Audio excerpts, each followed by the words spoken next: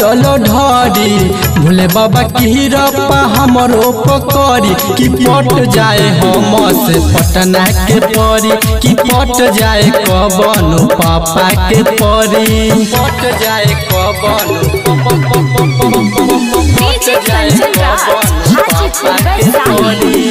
लेके काबर हम कांधे पढ़ो अब सुबह शाम बाबा पूजा हम करब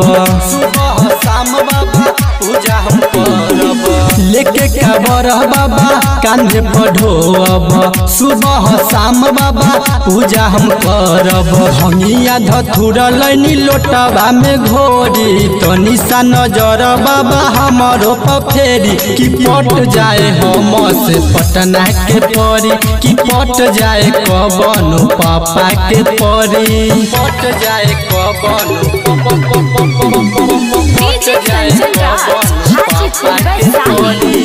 शिवम सोनू के बात के सुन ऐसे बैठन ध्यान के तोरा ऐसे बैठन ध्यान के तोरा संजय कृष्ण के बात के सुन